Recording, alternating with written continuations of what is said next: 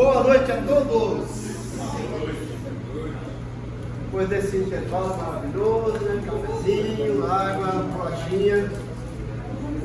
Agradeço aqui a compreensão de vocês. Hoje foi um dia típico, para vocês terem uma ideia. Eu saí de casa às 6h45. Do canal 4 até o canal 2, gastei 40 minutos. Então eu estava indo para cá. Aí quando eu acabei de passar no canal 2, o cara falou assim: não, teu pneu está furado.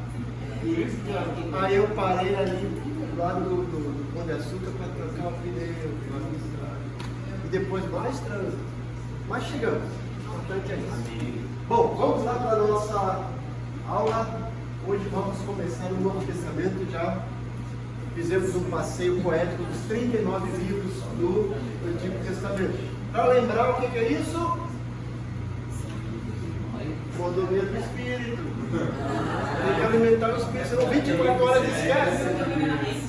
Ainda bem que não foi 24 horas. Deuteronômio diz aos judeus: lembre-se da aliança de Deus.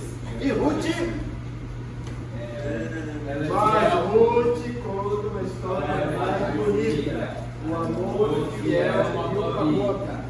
Então, fizemos esse passeio poético para entender a frase e a coreografia, a ideia para que a gente lembre o conteúdo de cada livro, certo?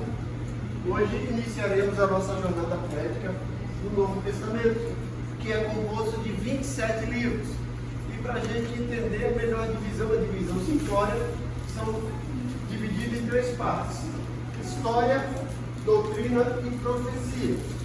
E na realidade a gente coloca a profecia para lembrar, mas o livro de Apocalipse não é literalmente um livro profético, ele é mais um livro escatológico. Tem profecia, mas é muito mais escatológico, que vai falar sobre o final de tudo, mas a gente colocou aqui como profecia. Os 5 primeiros livros de história são divididos como biografia e narrativa. Biografia, os 4 evangelhos que traçam a biografia de Jesus. E Atos, que é o livro onde nasce a igreja corporealmente, faz essa transição entre os ensinos de Jesus do Evangelho e as doutrinas. A parte da doutrina, nós temos 21 cartas, sendo delas 13 são epístolas paulinas. Alguns consideram que Paulo escreveu 14, os testemunhos de Jeová dizem que Paulo escreveu o livro de Hebreus. Hebreus, na nossa Bíblia, é um livro anônimo. Depois eu vou colocar para vocês as teorias e a minha teoria. Mas Paulo escreveu 13 cartas e depois nós temos 8 epístolas gerais. Pedro, João, Judas, Tiago, certo? E o livro de profecia, como eu falei, que na realidade é um livro escatológico, que é Apocalipse ou Revelação. Agora vamos começar então o nosso passeio poético. Opa, voltar? Sem problema. Tira um. Pode chamar. Sem problema.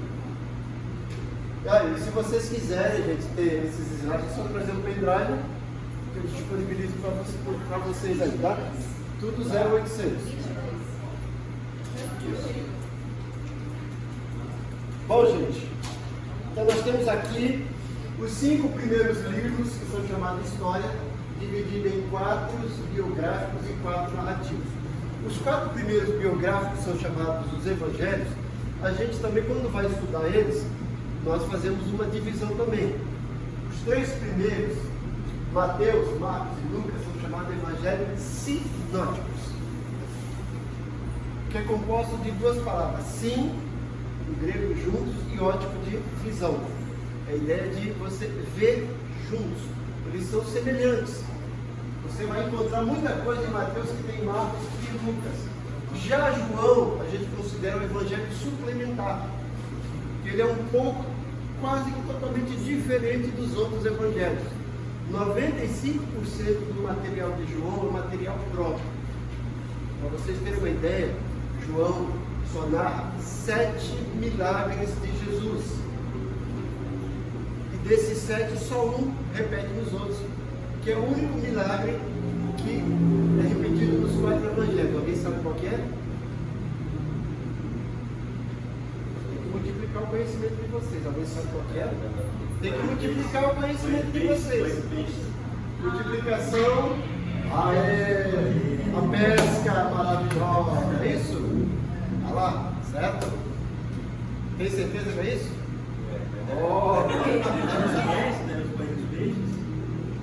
A multiplicação, isso. Tá certo. O único milagre que é reproduzido nos 4 evangelhos.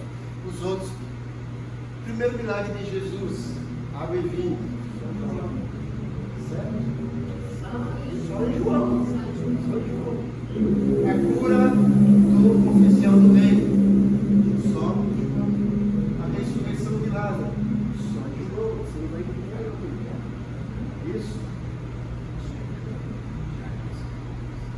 Então cada evangelho tem uma ideia, por isso que a gente coloca 4 evangelhos. Alguém já fala que é um evangelho contado por 4 autores, sem problema. Mas por que 4? Porque cada um desses, embora conte a mesma história de Jesus, tem uma ênfase diferente. Por exemplo, Mateus foi escrito para os judeus. Ele vai apresentar Jesus como o Messias real. Se você começar a genealogia de Mateus sobre Jesus, como é que diz o versículo 1, Mateus 1? Vamos lá. Evangelho, Mateus 1, Bíblias, ou Bíblia, celular. Parabéns aí o trio do Espírito, o monomia do Espírito. Vamos lá, o que diz Mateus 1? Leiam. O princípio do Evangelho de Jesus Cristo, Filho de Deus, conforme está escrito na profecia de Isaías. Continua. Vejam, enviarei o meu mensageiro à sua frente. Ele preparará. Essa versão é a NVI. Então, princípio do Evangelho de Jesus, Filho de Deus. Outra coisa que você vai encontrar em Mateus, ele coloca Jesus como Filho de Deus, mas como Filho de Davi. Filho de Davi. A linhagem de Abraão e de Davi. Então ele vai ligar Jesus com Abraão, que é o pai do povo judeu, e depois Davi, que é o primeiro rei, e que o Senhor prometeu que do trono, ele jamais se apartaria alguém do trono de Davi. Tanto é que no milênio o trono de Davi vai ser restabelecido. Então ele liga Jesus com os 2 personagens principais do Antigo Testamento e que os judeus quase que idolatravam. Nosso pai é Abraão, nosso rei é Davi. Eles contam 14 gerações. Se você contar, atenção, Mateus vai contar 3 tempos de 14. 3 tempos de 14. E exatamente as 14 gerações. E faz Por que ele faz essa ligação de 14 e 14? O que deu? Ele não ia inventar uma mais, colocar 15. Não, assim, questão do propósito. Não. Ele faz essa divisão porque a gente coloca isso que são as dispensações. Aquela primeira dispensação, que ele fala, a primeira dispensação vai de Abraão até quando? Vê aí. São 14 gerações. Veja lá, leia aí para você entender. De Abraão a Davi. Isso.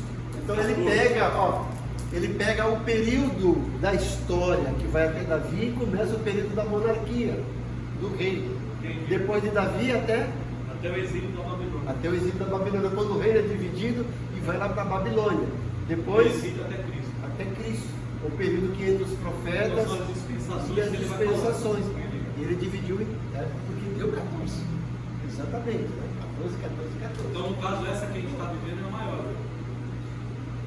Existem formas da gente pensar em dispensações, certo?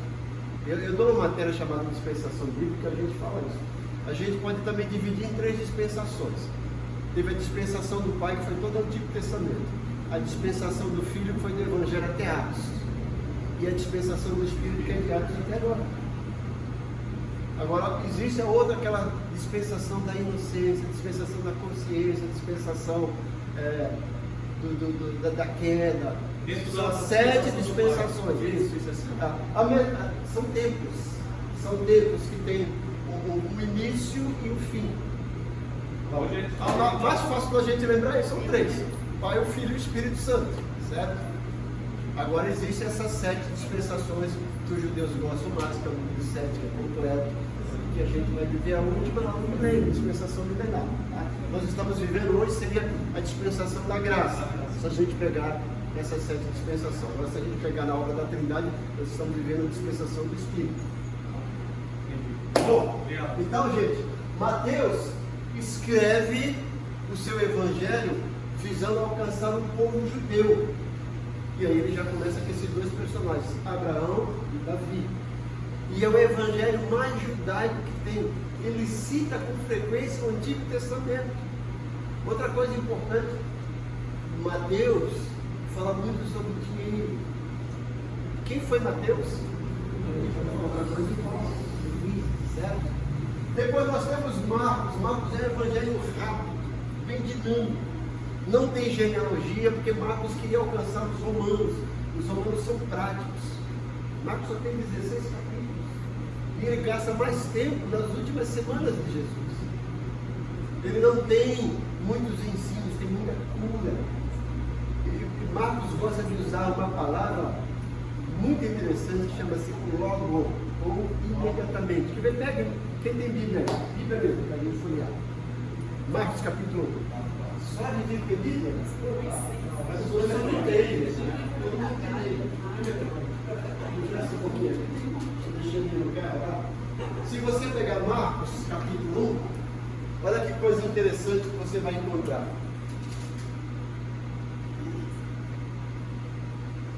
Versículo 12, capítulo 1. Logo após, depois você chega mais à frente, você vai encontrar mais ou menos, mas procure aí os logos aqui no capítulo 1. Versículo 20 também. Versículo 20, olha lá. Logo chamou, vamos lá, acho que o 22 também não. Marcos capítulo 1. Olha, no versículo 12 tem logo, no 20 tem logo, no 29 tem logo, certo? E assim por diante no capítulo 2 também. Ou então, imediatamente, é o evangelho rápido, o evangelho 42 ele fala sobre imediatamente. Imediatamente. Então, porque é o evangelho prático, porque os romanos não querem saber de genealogia. Mateus fala sobre genealogia, é algo específico. Lucas fala, só que a genealogia de Lucas provavelmente foi baseada em Maria. Mateus é descendente, Lucas é ascendente, certo? Mas Marcos não vai falar muito sobre signo, vai falar mais sobre milagres, do que o evangelho rápido, querendo alcançar os romanos. Lucas escreveu para os gregos que pensam, que questionam. Ele interessa tanto o seu evangelho como Atos para um camarada que ele chama de excelentíssimo Teófilo. Deus, filho de Deus, amigo, né? Amigo de Deus. Teófilo, amigo de Deus. Parece que é uma pessoa muito importante que ele chama de excelentíssimo Teófilo. Então Lucas escreveu para os gregos e é um evangelho fantástico, completo. Lucas vai falar muito sobre mulheres, vai falar sobre as visitas que Jesus faz nas casas. E quem foi Lucas? Foi um médico. E se você perceber, Lucas tem algumas pitadas de medicina. Ele sempre amigo da doutora Juliana, né? Se você pegar Mateus, Marcos e Lucas, todos 3 falam que Jesus curou a sogra de Pedro. Não falam? Talvez tenha sido por isso que Pedro levou Jesus. Entrou. Só eles falam que Jesus curou a sogra de Pedro que estava com febre. Mas Lucas faz questão de dizer que febre muito alta.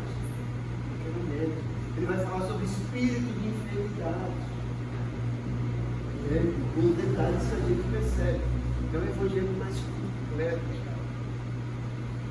E depois nós temos João, que foi escrito para a igreja. João não traz a genealogia, mas ele fala assim: olha, no princípio, o verbo estava com Deus e o verbo era Deus. Então, depois ele chega no versículo 14: e o verbo se fez carne e habitou entre nós. Então, no versículo 1, ele vai falar da divindade de Jesus. E no versículo 14, ele vai falar da humanidade de Jesus. Ele vai mostrar que esse verbo se fez carne e habitou entre nós. E é interessante que ele usa o verbo habitou, que é tabernaculou. A ideia do tabernáculo, que é a presença de Deus. Deus se fez presente agora na pessoa de Jesus. Ele vai falar no versículo 18: ninguém jamais viu a Deus, mas o Filho unigênito do Pai, esse o fez conhecer. Então, esses 4 evangelhos são os biográficos. Lembrando que Mateus, Marcos e Lucas são chamados de evangelhos sinóticos, porque eles falam a mesma coisa de Jesus, mas cada um enfatiza algo diferente. João é o evangelho suplementar, que é o evangelho para a igreja, como um todo. E João vai trabalhar muito também com o número 7. E se você pegar João 21, 31, ele fala assim: olha, muitos outros sinais foram realizados por Jesus, que não estão registrados nesse livro. Esses, porém, foram escritos para que vocês creiais que Jesus é o Filho de Deus, para que crendo tenham vida. Você vai encontrar no mínimo 40 vezes a palavra vida no Evangelho de João. E sempre ele vai relacionar vida com fé. João gosta muito de trabalhar com um estilo literário que é contraste, com antítese. Ele vai falar sobre mundo, trevas, luz, escuridão. Várias passagens são sobre permanecer. Capítulo 12, capítulo 15, permanecer. Você vai retrato do discipulado. Capítulo 15, com a metáfora da videira, né? Bom, vamos lá. Para a gente lembrar, vamos fazer a nossa coreografia. Então, Mateus vai apresentar Jesus como o Messias real. Você coloca uma coroa na cabeça. O Messias em Mateus é rejeitado. O rei sem o reino, como foi profetizado. Vamos lá? O Messias em Mateus é rejeitado. O rei sem o reino, como foi profetizado. Então ele vai mostrar Jesus, o rei de Israel, mas que o seu povo rejeitou.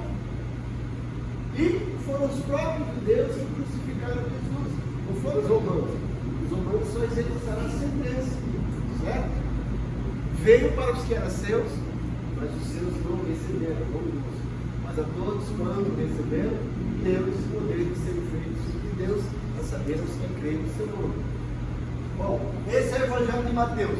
Marcos vai mostrar Jesus como um grande escravo, mas ao mesmo tempo um grande servo. E a ideia é que você vai colocar a palma da mão e ele está lá de joelho, certo? Então, Cristo em Marcos é o grande escravo que deu de si mesmo para eu ser salvo. Mateus?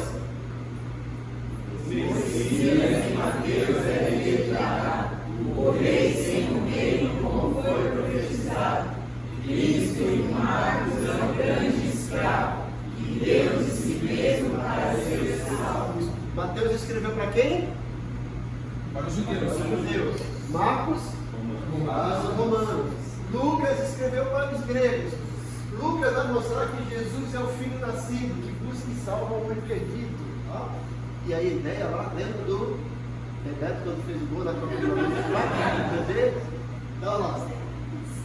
Em Lucas, Jesus é o Filho nascido, que busca e salva o homem perdido. Agora vocês?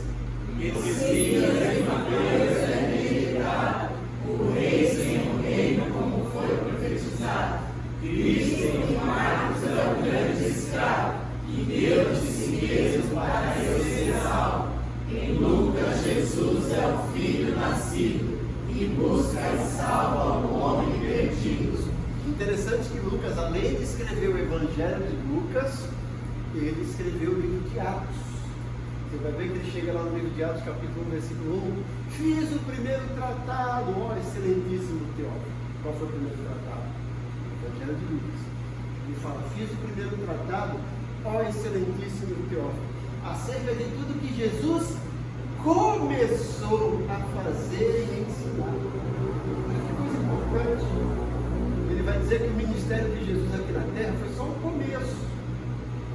E que esse começo do ministério de Jesus foi baseado em duas coisas: em que ele ensinava e em que ele fazia.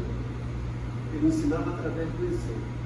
Depois Lucas continua dizendo em Atos, até que ele subiu ao céu, falou da promessa E a ideia ali é que os apóstolos agora queriam iniciar a segunda fase do ministério de Jesus aqui na terra. Ele vai mostrar que Jesus agora sobe para o céu, terminou o seu ministério terreno e agora está exercendo o seu ministério celestial, está sentado à destra de Deus como nosso sumo sacerdote. E agora aqui na terra foram os apóstolos que Jesus trabalhou 3 anos e meio preparando eles para começar a sequência da segunda fase do ministério de Jesus. O evangelho que Jesus ensinou ia ser reproduzido por esses 12 homens para dar início à igreja. Veja que Jesus ficou 3 anos e meio, não montou nenhuma igreja, mas ele tinha uma célula, tinha um grupo de discípulos, 3 anos e meio aprendendo com ele. E agora, esses homens começaram de forma extraordinária. Tanto é que o primeiro sermão de Pedro, o único sermão, converteu-se 3.000 almas. Hoje nós precisamos de 3.000 sermões para ver se uma alma se converte. Por que as pessoas não investem em discipulado? Tem igreja que acha que discipulado, deixa eu pegar essa revista aqui para não ter nada, tá? Que é uma revistinha para novo convertido, para preparar ele para o batismo. Discipulado é um estilo de vida. Jesus discipulou esses 12 homens durante 3 anos e meio. E agora ele falou, vocês estão prontos, mas falta alguma coisinha. Fiquem em Jerusalém até que do alto sejais revestidos de poder. O Espírito Santo veio, desce sobre eles, e agora eles estão aptos para continuar o ministério de Jesus. E atos fantásticos. Aparece Paulo. Oi? Aparece Paulo, né? Os 12 primeiros capítulos ali é Pedro, e depois aí tem Paulo, que dá sequência. Tá, gente? Então, João vai mostrar Jesus em João 29. Ele está com os discípulos. Nós temos que entender, gente. João apóstolo e João Batista. Você vai ver que os outros evangelhos só falam João. O evangelho de João ele fala João Batista. Para diferenciar. Certo? E vocês sabem qual foi a primeira igreja que existiu? A igreja Batista. Quem batizou Jesus foi João ou Batista. Antes de Jesus já tinha uma igreja batista. Então, João, o discípulo de Jesus, certo? Escreveu esse evangelho. E aí ele cita João Batista.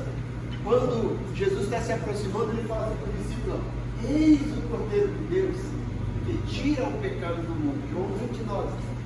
Isso aqui parece que não tem nada de anormal. Tem sim. Ele não fala assim, eis o Cordeiro de Deus que expia, porque no Antigo Testamento os pecados eram expiados. Expiar significa cobrir. É como você vai e colocar embaixo do tapete. João fala, ele tira, ele não só cobre, ele remove o pecado. Vai lembrar das duas palavras quando vocês vão estudar também o sistema redenção e remissão. Oi? João que ele remove. Não. Jesus remove na vida toda. Só que João faz questão de dizer, olha, ele é o cordeiro, não aquele cordeiro do passado que espiava, que cobria. Esse não é o cordeiro do sacerdote, esse é o cordeiro de Deus, e que não cobre, que tira o pecado, que remove. João Batista, falando isso, sobre Jesus, tá? E João, o apóstolo, reproduz essa fala de João Batista, tá? Então, a coreografia de João é assim, ó. João aponta o Cordeiro de Deus, que tira o pecado dos gentios e dos judeus. Não é só dos judeus o pecado, dos gentios também, certo? Vamos lá para os 4? O Messias em Mateus é rejeitado, o Rei sem reino como foi profetizado, e Cristo em Marcos é grande escravo, de Deus de si mesmo para eu ser salvo. Em Lucas, Jesus é o Filho nascido, e busca e salva o homem perdido. João aponta o Cordeiro de Deus, que tira o pecado dos gentios e judeus. Então, João tem 95% do material dele é próprio, vocabulário próprio. E ele vai, no seu evangelho, provar que Jesus é o Filho de Deus. E para isso ele usa 4 argumentos. Primeiro ele vai falar sobre o testemunho de algumas pessoas. De André, da mulher samaritana, do próprio pai. Esse é meu filho amado em quem me compraram. Da própria palavra.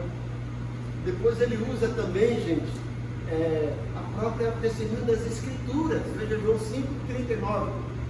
Examinai as Escrituras, porque julgais ter a vida eterna, que são elas que dão o testemunho de mim. Ele usa 7 discursos de Jesus, não apenas qualquer discurso chamado Eu Sou.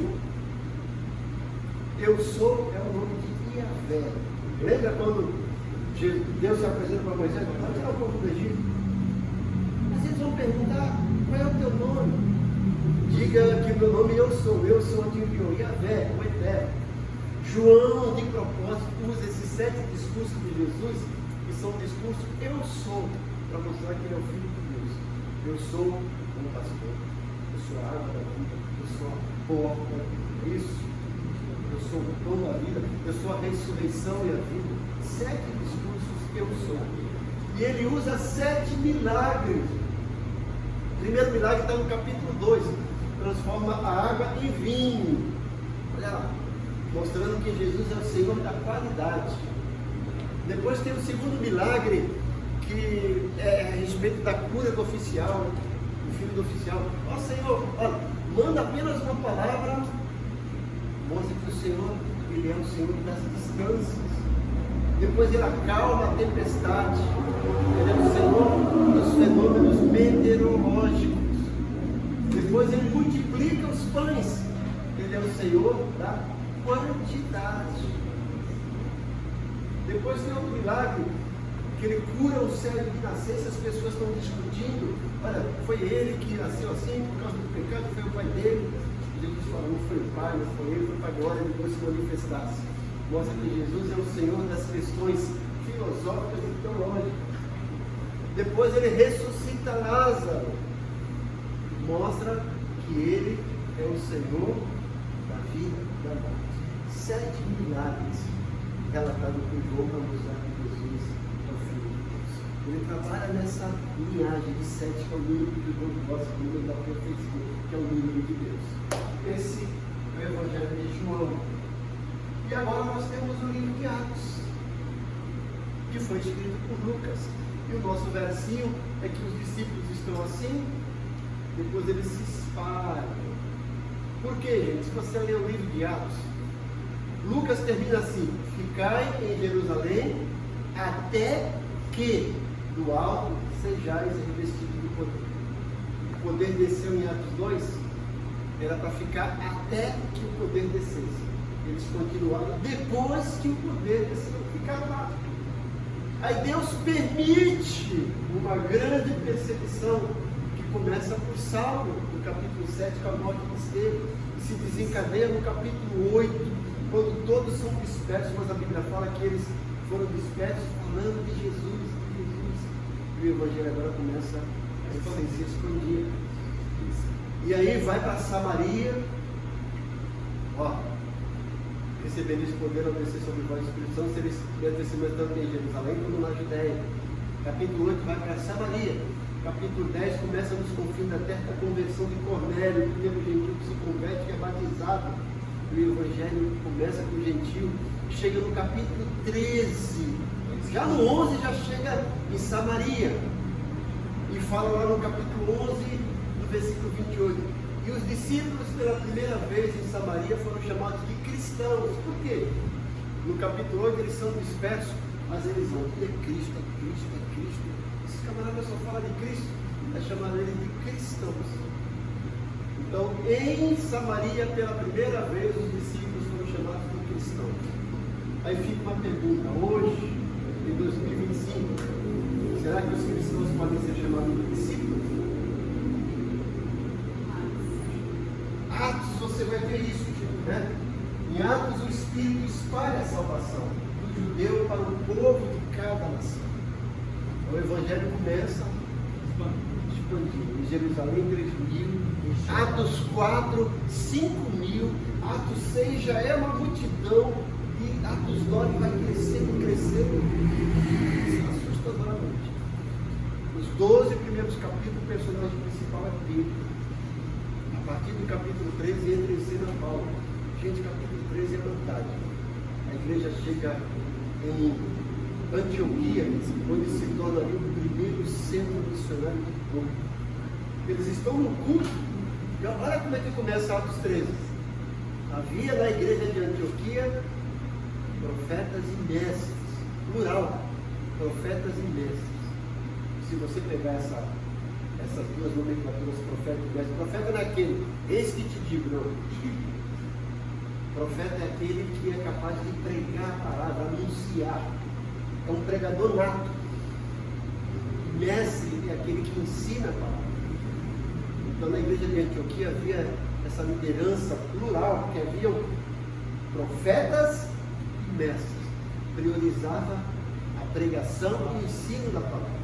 E aí eles estão num culto, a Bíblia fala, eles estão num culto servindo a Deus. E o Espírito Santo fala, separem a Paulo e Barnabé para uma obra que eu tenho enviado. Agora veja que coisa interessante. O Espírito fala, mas depois eles vão orar. Antes de obedecer o Espírito, eles vão orar. Por quê? Para ter certeza que era a voz do Espírito Santo e não do espírito do homem nem do espírito maligno. Se certificam, quando Barnabé pode ir ter a nossa bênção. Veja que o Espírito Santo não reclama com a igreja. Olha, eu mandei, vocês estão desobedecendo, eu vou orar. Não. O Espírito Santo entende que havia uma seriedade de parte deles. E Paulo e Barnabé saem para a primeira grande missionária, coisas grandes começam a acontecer. Ele começa a fundar igrejas, pelo poder do Espírito Santo. Então, ó, em Atos, o Espírito espalha a salvação do judeu para o povo de cada nação.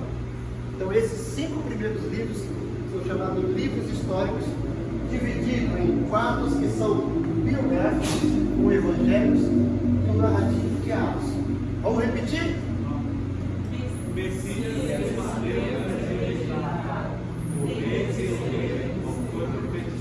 Pelo menos vocês sabem.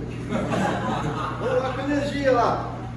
O Messias em Mateus é rejeitado, o rei sem o reino, como foi profetizado. Cristo em Marcos é grande escravo, que deu de si mesmo para Deus ser salvo. Em Lucas, Jesus é assim, que busca salva o homem perdido. João aponta para o reino de Deus, que tira o pecado dos gentios e judeus.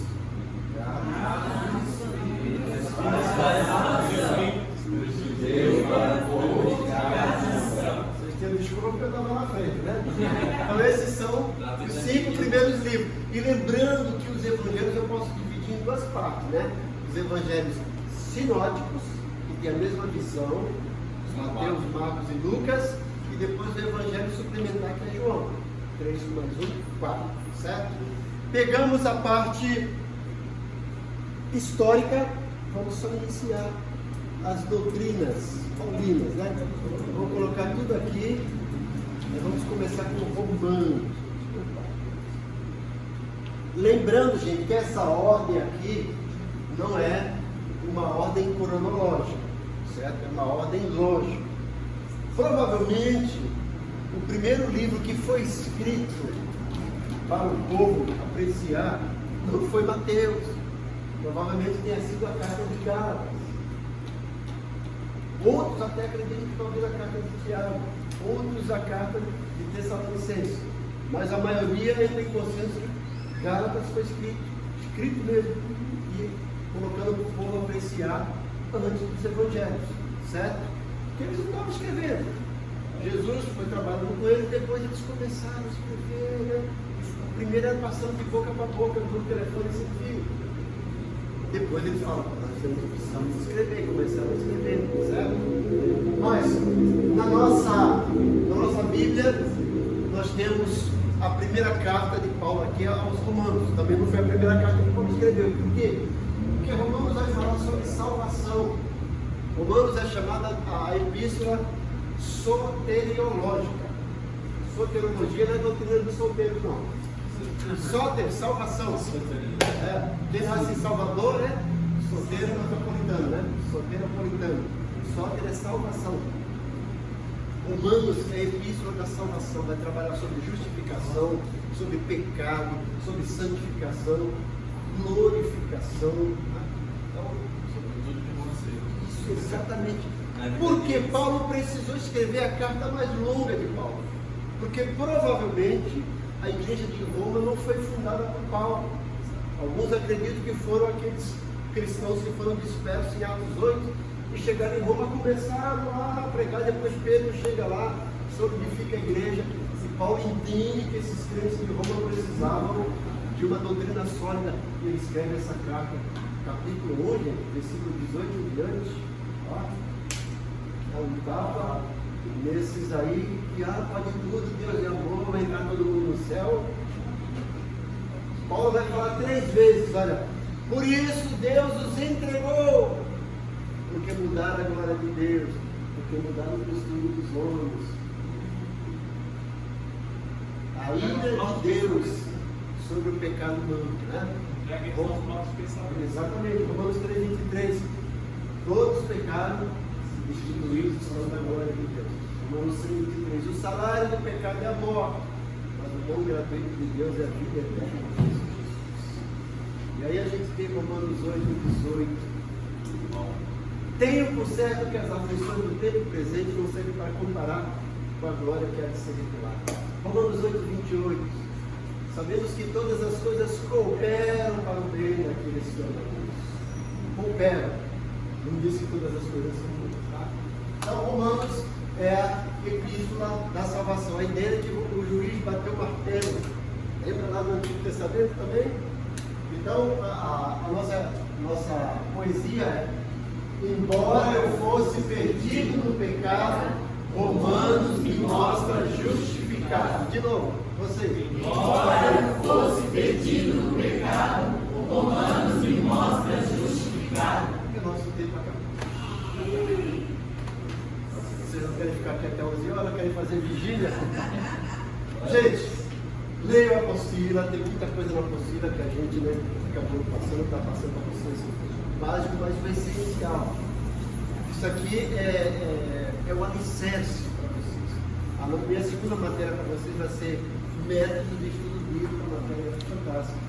Vocês vão aprender a desenvolver seus próprios estudos bíblicos, aprender a fazer seus próprios devocionais e aprender a começar a elaborar seus primeiros sermões. Bom? Deus abençoe vocês até a semana que vem. Obrigado. Eu que agradeço.